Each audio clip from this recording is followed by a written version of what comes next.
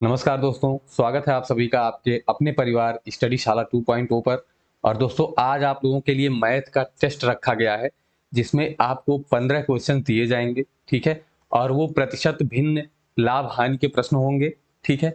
जिसमें प्रतिशत के प्रश्नों की संख्या थोड़ी ज्यादा होगी क्योंकि ये पूरा पढ़ाया जा चुका है। और क्वेश्चंस जो होंगे वो बिल्कुल नॉर्मल होंगे क्योंकि पहला टेस्ट कराया जा रहा है। तो आप लोग एकदम तैयार हो जाइए और टेस्ट जो है टेस्ट में अच्छे से अच्छा स्कोर करने की कोशिश कीजिए। और टारगेट रखिए कि 10 से कम क्वेश्चंस आपको सही नहीं करने हैं, 10 से ज्यादा ही आप रहिए। ठीक है। तो चलिए दोस्तों शुरू करते हैं आज का टेस्ट और देखते हैं कौन कौन से प्रश्न है। तो देखिए आपके सामने पहला प्रश्न आप लोगों के लिए है कि दशमलव में व्यक्त करने पर 200% बराबर है। आपका ऑप्शन ए है 2, ऑप्शन बी है 20, ऑप्शन सी है 200 और ऑप्शन डी है 0.20। तो दोस्तों आप लोग धड़ाधड़ उत्तर देना शुरू कर दीजिए। ठीक है, क्योंकि ये सारी चीजें बहुत ही बेहतर तरीके से मैंने पढ़ा रखा है आपको। तो मैं आपके उत्तर का इंतजार कर रहा हूं दोस्तों कि आप लोगों का उत्तर आता रहे। ठीक है। मैं आप लोगों के उत्तर यहाँ पर कमेंट्स में नहीं पढ़ पाऊंगा, लेकिन आप लोग अपना उत्तर देते रहिए। मैं कमेंट बॉक्स में जाकर आप लोगों के उत्तर जरूर देखूंगा। ठीक है। चलिए, तो आप लोगों के उत्तर उम्मीद करता हूं आ गए होंगे। देखिए कैसे इसको लगाएंगे, कुछ नहीं करना होता है, 100 से भाग देना रहता है। और कितना आएगा दोस्तों, 2 आएगा, तो आपका उत्तर क्या हो जाएगा, 2। ऐसे प्रश्न आपको फंसाने के लिए परीक्षाओं में पूछ लिए जाते हैं। ठीक है। चलिए, तो दूसरे प्रश्न की ओर बढ़ते हैं दोस्तों। आपका दूसरा प्रश्न है कि यदि राम की आय, आय मतलब कमाई, श्याम की आय से 20% कम है। कितना कम है, 20% कम है। तो श्याम की आय राम की आय से कितने प्रतिशत अधिक है।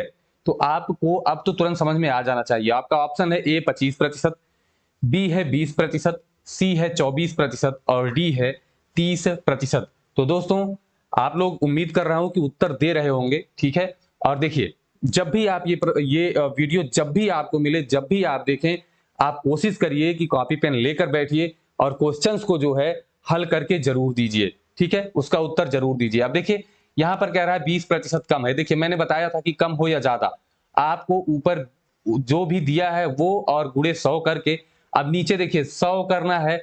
अगर कमी है, ठीक है, तो माइनस कर दीजिए, और अगर वृद्धि होती तो प्लस कर देते। तो कमी है, माइनस कर दीजिए। तो 20 गुणे 100 और बटे में कितना बचेगा, 80।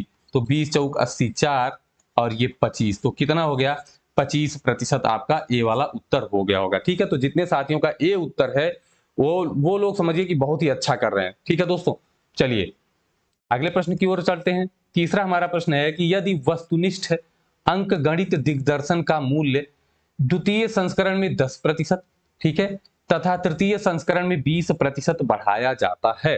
अब देखिए दोस्तों, दो वृद्धि आ गई, और जब भी दो वृद्धि आए या दो कमी आए या दो वृद्धि कमी सब मिला करके आए, तो आपको क्या करना है, a plus B plus A B बटे में 100, यही वाला फॉर्मूला लगाना है। तो फटाफट से आप लोग उत्तर देना शुरू कीजिए।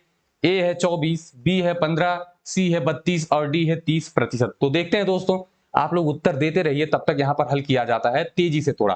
देखिए दोनों वृद्धि है तो कुछ नहीं करना है, 10 प्लस 20 और प्लस 20 गुणे 10 बटे में 100। आप लोगों ने यदि इस पर मेहनत किया है तो ये बेहद आसान है। देखिए 20 और 10 30 हो गया, और प्लस 2 ये वाला 2 गुणे 1 2 बराबर 32%। क्या हो जाएगा, प्लस में आया है तो 32% की वृद्धि हो जाएगी। क्या हो जाएगी दोस्तों, 32% की वृद्धि। तो सी वाला ऑप्शन, जितने लोगों ने सी ऑप्शन दिया है उन लोगों ने बहुत ही बेहतरीन काम किया है।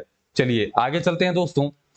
अगला प्रश्न है कि यदि चीनी का मूल्य 15 रुपए प्रति किलोग्राम है, ये क्वेश्चन कराया भी जा चुका है। ठीक है। पहले चीनी के मूल्य में 20% की वृद्धि, चलिए 20% की वृद्धि की जाती है तथा फिर 20% घटा दी जाती है। तो चीनी के मूल्य में कितने प्रतिशत की कमी या वृद्धि हुई। तो दोस्तों आपके ऑप्शन है 6%, 4%, 5% और 10% की। देखिए यहां पर पूछा है वृद्धि या कमी हुई, तो आप वृद्धि या कमी अगर चाहें तो वहां लिख सकते हैं। अदरवाइज ऑप्शंस देखिए अलग अलग किए गए हैं, तो इसमें वृद्धि आएगी या कमी आएगी वो तो आपका सही हो ही जाएगा। तो चलिए आप लोग उत्तर देते रहिए, तब तक मैं यहां पर हल करता हूं। ठीक है। देखिए 20% की वृद्धि हुई है तो 20 प्लस में रहेगा, और 20 घटा दी गई है तो -20, और यहां पर प्लस माइनस आप करेंगे तो 20 गुणे -20 और बटे में 100। ठीक है, यही होगा। तो ये दोनों कट गया, जीरो हो जाएगा, 20 - 20 जीरो। तो 20 बिसैया में 400 और ये होगा माइनस, और नीचे 100। तो बराबर -4%। इसका मतलब 4% की क्या हो जाएगी, कमी। जितने लोगों ने बी ऑप्शन दिया है बहुत ही अच्छा काम किया है आप लोगों ने दोस्तों, बिल्कुल। अब देखिए अगले प्रश्न की ओर चलते हैं। देखिए हो सकता है आपको थोड़ा सा समय लग रहा हो हल करने में, तो परेशान ना होइए, आप धीरे धीरे हल करिए, कोई दिक्कत नहीं है, ठीक है। वीडियो पॉज करिए, हल करिए, उत्तर दीजिए, फिर ही आगे बढ़िए आप, तो कोई दिक्कत नहीं है उसमें। हम मैं हल करके भी आप लोगों को बता ही दे रहा हूं। चलिए पांचवा प्रश्न है कि चाय के मूल्य में 25% की कमी होने पर खर्च में कितने प्रतिशत वृद्धि की जाए कि खर्च अपरिवर्तित रहे। तो आपको क्या करना है दोस्तों, वही वाला काम। एक कमी या वृद्धि दी गई है, ठीक है, तो आपको क्या करना है, मैंने कहा था कमी हो या वृद्धि, ऊपर 25 गुणे 100, ऊपर यही काम करना है, नीचे पहले 100 लिख लीजिए। अब देखिए कमी है तो माइनस कर लीजिए, ठीक है। तो कितना हो जाएगा, 25 गुणे 100 और बटे में हो जाएगा 75। 25 या 75 मतलब 100 बटे में 3। अगर ये उत्तर दिया है तो ठीक, नहीं तो क्या करना है, इसको आप तुरंत सही बटे में कर लीजिए, तो होगा 33 सही 1/3%। ठीक है, तो आपका कौन सा ऑप्शन सही, बी वाला ऑप्शन तुरंत सही मारिए। ठीक है दोस्तों, तो इसी तरीके से आप लोग लगाना सीखिए एकदम फटाफट। चलिए अगले प्रश्न की ओर चलते हैं। छठा प्रश्न है, रोहित एक पिज्जा बनाकर उसे 20 रुपए के लाभ पर 100 रुपए में बेचता है, ठीक है। तो लाभ प्रतिशत ज्ञात कीजिए। चलिए अब देखते हैं कितने लोगों ने सही किया है, ठीक है, देखते हैं कौन कौन हमारे साथी सही कर पाते हैं। ये बहुत ही आसान प्रश्न है और ऐसे प्रश्न आपकी परीक्षाओं में आ सकते हैं। सुपर टेट के साथी तो बिल्कुल तैयार हो जाएं, ठीक है। देखिए कह रहा है 20 रुपए के लाभ के साथ 100 रुपए में बेचा है, इसका मतलब विक्रय मूल्य कितना है, विक्रय मूल्य है आपका 100 रुपया, और लाभ कितना है, लाभ है 20 रुपया, ठीक है। तो अगर आपसे पूछे कि क्रय मूल्य बताइए, तो आप क्या करेंगे, जितने में बेचा है वो उसी में से लाभ आप घटा दीजिए। तो 100 माइनस 20 देखिए बराबर कितना है, 80 रुपया, मतलब कि 80 रुपया क्रय मूल्य है। अब आपको क्या बताना है कि लाभ प्रतिशत, और आप जानते हैं कि जब भी आप लाभ या हानि प्रतिशत बताएंगे तो किस पे बताएंगे, क्रय मूल्य पर ही बताएंगे। तो अब लाभ प्रतिशत आपको बताना है, 20 रुपए का लाभ हुआ है तो 20, क्रय मूल्य आपका 80 है तो बटे 80 और गुणे में 100, 20 चौक 80, 4 25 में 100, मतलब 25% लाभ होगा। ठीक है, समझ गए आप, ये चीज बहुत ही अच्छी है। इसको शॉर्ट में आप कैसे लगाएंगे, आपने जैसे 80 रुपया निकाल लिया, देखिए 100 में से 20 घटाया आपने, 80 आ गया। अब आप जानते हैं 20 से 80 में भाग दे देंगे, 4 आएगा, बड़े आराम से आप निकाल लेंगे कि 4% हो जाएगा। ठीक है, क्योंकि ये चौथाई ही तो है, 20 80 का चौथाई है, मतलब एक चौथाई लाभ होगा, मतलब 4% जो है, मतलब माफ कीजिएगा, एक चौथाई लाभ होगा, तो 100 का एक चौथाई कितना होता है, 25%, तो यही उसका लाभ हो गया। ठीक है, तो ये भी आपने कर लिया। छठा क्वेश्चन है दोस्तों कि एक दुकानदार एक बल्ले को 720 रुपए में बेचता है, क्या करता है, 720 रुपए में बेचता है, तो उसे 25% की हानि हो जाती है। देखिए ये ध्यान दीजिएगा, 25% की हानि होती है, तो उस दुकानदार को उस बल्ले पर 25% लाभ कमाने के लिए कितने रुपए में बेचना होगा। ठीक है, कितने रुपए में बेचना होगा दोस्तों। तो अब देखिए इसको लगाने के कई तरीके हैं, तो सबसे आसान वाला तरीका आपको लगाना है। आप लोग उत्तर फटाफट देते रहिए दोस्तों। देखिए 720 रुपए में बेचता है तो उसे 25% की हानि हो जाती है, ठीक है। अब देखिए बेचा किस मूल्य पे जाता है, तो बेचा जाता है क्रय मूल्य पर। तो आप मान लीजिए कि क्रय मूल्य, आपने देखा क्रय मूल्य है, क्रय मूल्य में 25% की हानि होती है, मतलब क्रय मूल्य का 75% जो है वो क्या हो जाएगा, हानि। जब 25% की हानि हो गई तो कितना बचा, 75%, तो वही विक्रय मूल्य हो गया, तो 720। तो देखिए दोस्तों आप इसको काट लीजिएगा या सीधे सीधे अभी गुणा करके आप छोड़ दीजिए, ठीक है। तो अभी काटने में आपको आसानी हो जाएगी। क्रय मूल्य कितना हो जाएगा, बराबर 720 गुणे 100 बटे में 75, ठीक है। आप चाहे तो काट दीजिए, 25 या 75, 25 चौके 100, और 3 से इसको काटेंगे तो 3 दूनी 6, 3 दूनी 6, और एक बचा 12, 3 छक 12, और ये 260, ठीक है। तो आपके पास आ गया 260 गुणे 4। इसको अभी ऐसे रहने दीजिए। कह रहा है 25% लाभ लेने के लिए कितने रुपए में बेचना होगा, ये आपका क्रय मूल्य है, इसी पे 25% लाभ चाहिए, तो कितना होगा, 260 गुणे 4, ये क्रय मूल्य हो गया, और गुणे 25% लाभ मतलब 125 हो जाएगा, और बटे में 100। तो ये अब आप काट सकते हैं, 25 चौके 100, 25 पंजे 125, और 4 से ये 4 काट दीजिए, तो आपका कितना होगा, 260 गुणे में 5 बराबर 1200। देखिए 5 शून्य शून्य, 5 छक्का 30 के शून्य हासिल, 2 5 दूनी 10, 2 1200 रुपए, मतलब सी वाला ऑप्शन सही। जितने लोगों ने सी ऑप्शन किया है एकदम बिल्कुल बहुत ही अच्छा किया है आपने। अगले प्रश्न की ओर बढ़ते हैं दोस्तों। कि सबसे छोटी विषम अभाज्य संख्या। चलिए, अब ये तो बहुत ही बढ़िया प्रश्न है और इतनी बार परीक्षाओं में पूछा गया है कि पूछिए ही मत। सबसे छोटी विषम अभाज्य संख्या, सबसे पहले देखिए कि अभाज्य संख्या की बात हो रही है, तो सबसे छोटी अभाज्य संख्या कौन सी होगी? 2, उसके बाद 3, 5, 7, ये अभाज्य संख्याएं ऐसे चलती हैं, ठीक है। 7 के बाद क्या हो जाएगा? 11, ठीक है। तो इस तरीके से आगे बढ़ती रहेंगी।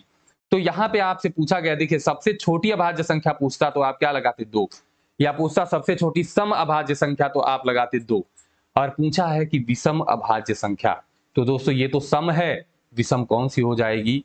3 हो जाएगी। तो आपकी विषम अभाज्य भी है और सबसे छोटी विषम भी हो जाएगी, मतलब सबसे छोटी विषम अभाज्य संख्या कौन सी हो जाएगी? 3 हो जाएगी। तो आपका उत्तर कौन सा सही होगा? बी सही हो जाएगा। अगर भाज्य की बात करें दोस्तों, ठीक है, सबसे छोटी भाज्य संख्या की बात करें तो देखिए एक को भाज्य भाज्य किसी में नहीं रखना है, पहली चीज। दूसरी चीज, आपने देखा ये जो है अभाज्य संख्याएं आपको ऊपर दिख रही हैं 2, 3, 5, 7। तो दोस्तों अब सोचिए कि आपको भाज्य का नंबर कहां से आएगा? भाज्य का नंबर ना तो 1 रहा, ना तो 2 रहा, ना तो 3 रहा, अब 4 से शुरू होगा, मतलब सबसे छोटी भाज्य संख्या जो हो जाएगी वो 4 हो जाएगी, ठीक है। और अगर सम संख्या की बात करें तो सबसे छोटी सम संख्या 2, और विषम की बात करें तो सबसे छोटी विषम संख्या 1। ये क्वेश्चन सुपर टेट और टेट इन सभी परीक्षाओं में बहुत ही महत्वपूर्ण है, तो इनको आप लोग एकदम बढ़िया से समझ लीजिए। जिन्हें नहीं समझ में आ रहा है वो जाकर मैथ की पहली क्लास देखें नंबर सिस्टम की, वहां पर ये चीजें बहुत ही बेहतर से बताई गई हैं। अगला है दोस्तों, देखिए ये आपके सामने एक भिन्न दी गई है और इसी को सरल करना है, ये बहुत ही अच्छे से आपको बताया भी जा चुका है। तो आप लोग उत्तर देते रहिए, तब तक हम धीरे धीरे आपको बताते हैं, हल करते हैं, ठीक है। देखिए हमने कहा था कि नीचे से ही हल करना है, तो नीचे से ही आप हल करते चलिए। देखिए पहले इसको हल करेंगे तो कितना आएगा? 5 एकम 5 और ये 4 9, ठीक है। 5 और 4 9/5, ठीक है। तो कितना हो गया ये? 9/5। ये नीचे वाला पूरा मिला करके क्या हो जाएगा दोस्तों? 9/5, ठीक है। अभी जो 9/5 आया, अब इसमें क्या होगा कि 5 ऊपर जाकर के गुणा हो जाएगा, तो 1 + 5 × 15 और बटे में कितना हुआ? 9, यही तो बचेगा, बटे में 9 बचा। अब देखिए अब क्या करना है? 3 त्रिका 9, 3 पच्चे 15 हो गया 5/3। तो 3 एकम 3 और 5 8/3 हो गया। ये पूरा मिला करके क्या हो गया? 8/3 हो गया, ठीक है। तो अभी फिर जो 3 है ये ऊपर वाले 2 में जाकर के गुणा हो जाएगा और 8 नीचे रह जाएगा, तो क्या हो जाएगा? 3 × 2 और बटे में 8, तो 2 चौक 8, मतलब 3/4 हुआ। तो 1 धन 3/4, 4 एकम 4 3 7/4 आपका क्या हो जाएगा? उत्तर हो जाएगा। तो जिन लोगों ने 7/4 उत्तर लगाया है वो लोगों ने बहुत ही अच्छा किया है दोस्तों। जो बहुत स्लो स्पीड में लगा रहे हो कोई बात नहीं, वो वीडियो रोकें और लगाएं और उत्तर देते रहें, ठीक है। तो आपका ए वाला ऑप्शन क्या हो जाएगा? सही हो जाएगा, 7/4, ठीक है। कहीं कोई गलती होगी तो उसको भी समझने की कोशिश कीजिएगा, कमेंट बॉक्स में लिखिएगा कि यहाँ पर गलती हुई है, वहां पर कमेंट पिन कर दिया जाएगा यदि किसी भी प्रश्न में कहीं कोई समस्या आती है तो। अगले प्रश्न की ओर चलते हैं। 10वां प्रश्न है कि 0.4 ऊपर बार लगा है, देख लीजिए, का वर्गमूल है। चलिए उत्तर दीजिए दोस्तों।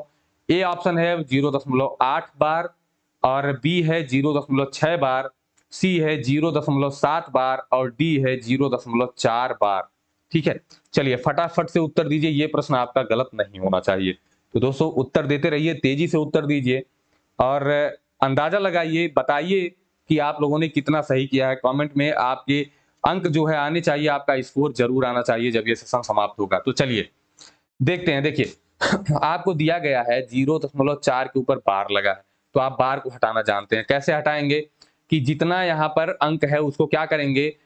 ऊपर लिख लेंगे, और नीचे क्या करेंगे कि जितने पे बार लगा है उतना 9, और यदि कुछ बिना बार वाले होते तो उतना 0 आप बढ़ा लेते, ठीक है। ये तो हो गया आपका 4/9।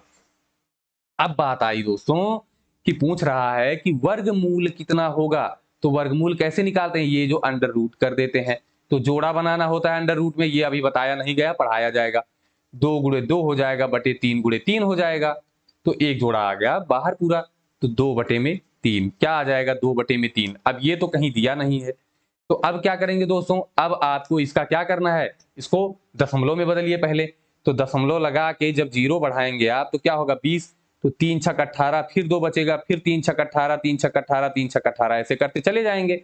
तो इसको क्या लिख सकते हैं 0.6 और बार बार 6 आ रहा है तो उसी के ऊपर बार लगा दिया, तो बी वाला ऑप्शन आपका सही हो गया। तो जितने लोगों ने बी ऑप्शन लगाया बिल्कुल बढ़िया किया है। अगला प्रश्न है 11वां प्रश्न आपका कि 5 अंकों की सबसे बड़ी संख्या और 3 अंकों की सबसे छोटी संख्या का अंतर बताइए। यही प्रश्न, ये ऐसे ही प्रश्न आपकी परीक्षाओं में पूछे जाते हैं दोस्तों। तो देखिए उत्तर आप लोग देते रहिए, आपके सामने ऑप्शंस चारों हैं।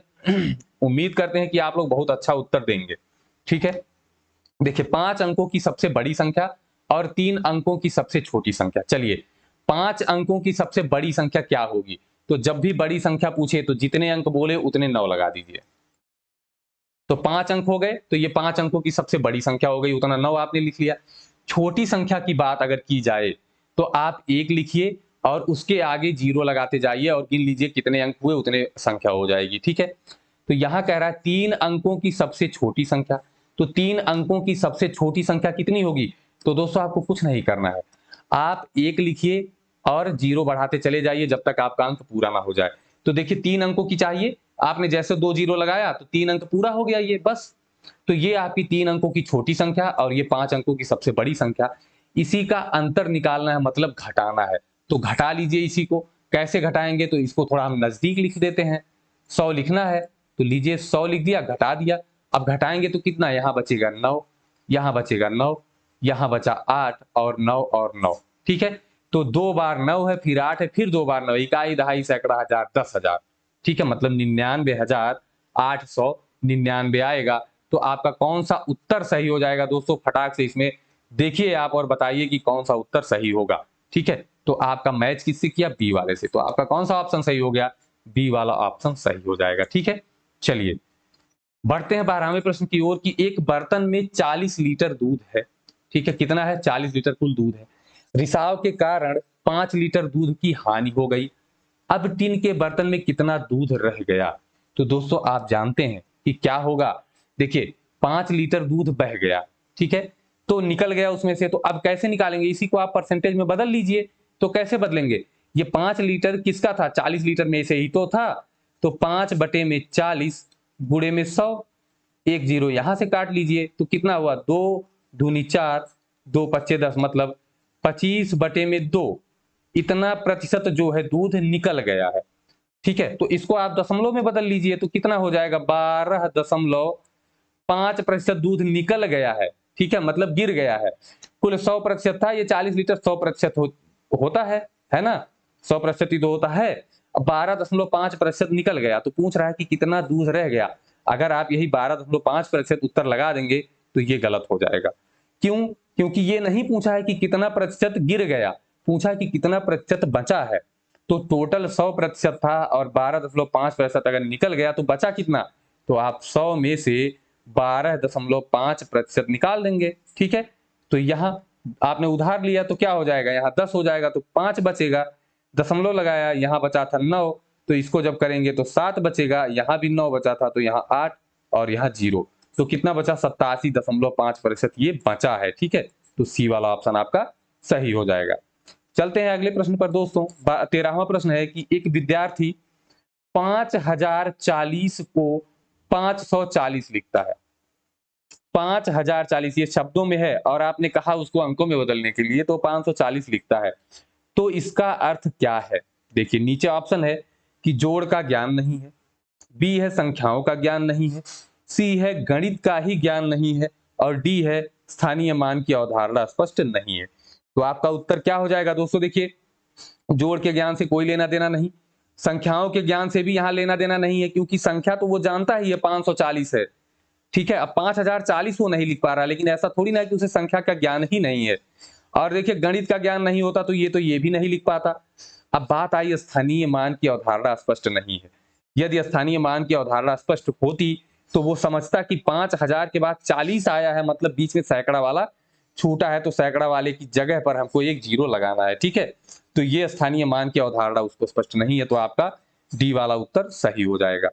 14वें प्रश्न की ओर बढ़ते हैं कि 500 को 30% बढ़ाकर पुनः 30% घटा दिया गया। पहले 30% बढ़ाया गया, फिर 30% घटा दिया गया, तो अंततः वृद्धि या कमी प्रतिशत बताइए, कि कमी हुई या वृद्धि हुई उसका प्रतिशत बताइए। तो देखिए, एक बार बढ़ाया गया, एक बार घटाया गया, 2 बार हुआ है काम, तो आप कौन सा लगा देंगे, a plus B plus A B बटे 100। तो a मतलब 30 बढ़ाया गया, फिर 30 घटाया गया, फिर जो है 30 गुणे में -30 और बटे में 100। ठीक है, दोनों जीरो काट दीजिए, ये दोनों जीरो, ये घट के जीरो हो जाएगा और प्लस माइनस का गुणा माइनस बचेगा, दोनों जीरो कट गया है तो 3 त्रिक का 9। अब 9 माइनस आया है तो 9% की क्या हो जाएगी, माइनस है तो कमी हो जाएगी। ये चीज आप याद रखेंगे तो 9% की कमी, बी वाला ऑप्शन सही हो जाएगा। ठीक है दोस्तों, आगे चलें। अब देखिए अगला आपका प्रश्न है 15वां प्रश्न है, जो कि अंतिम प्रश्न है कि एक छात्र ने, ये क्वेश्चन बहुत ही अच्छा है और आपकी परीक्षा के लिए सबसे इंपॉर्टेंट प्रश्न यही बन रहा है। एक छात्र ने 32% अंक प्राप्त किए। कितने अंक प्राप्त किए, 32% अंक प्राप्त किए और 6 अंकों से फेल हो गया। कितने अंकों से फेल हुआ, 6 अंकों से फेल हो गया। यदि उसने 36% अंक प्राप्त किया होता, यदि उसने 36% अंक प्राप्त किया होता तो 2 अंकों से उत्तीर्ण हो गया होता।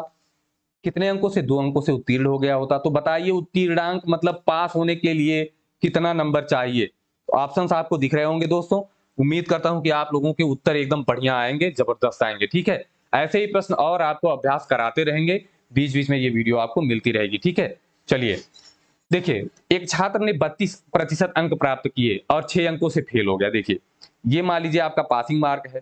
ठीक है, और ये जो है 32% अंक प्राप्त करता है और 6 अंकों से फेल हो जाता है, इधर फेल वाला है तो 6 अंक तब भी कम पड़ गए। ठीक है, फिर कहते हैं कि 36% अंक प्राप्त किया और 2 अंकों से पास हो गया। चलिए, ये प्राप्त किया 36% अंक और 2 अंकों से पास हो गया, मतलब ये 2 अंक ज्यादा हुए और यहाँ 6 अंक कम हो गए थे। अब अगर इन दोनों प्रतिशत के बीच का अंतर हम निकालें तो कितना आएगा, ये 32 है, ये 36 है, तो कितना अंतर आया, 4% का अंतर आया। अगर अंकों के बीच का अंतर निकालें तो कितना आएगा, देखिए 6 अंक ये यहां से यहां तक और ये वाली लाइन यहां से यहां तक 2 अंक, तो दोनों के इस वाले बिंदु के बीच में कितना अंतर आया, ये वाला 6 अंक और ये वाला 2 अंक। ठीक है, ये 2 अंक, ये 6 अंक, तो कितने अंक का अंतर, 8 अंक का अंतर आ गया, मतलब 8 अंक कम पड़ा।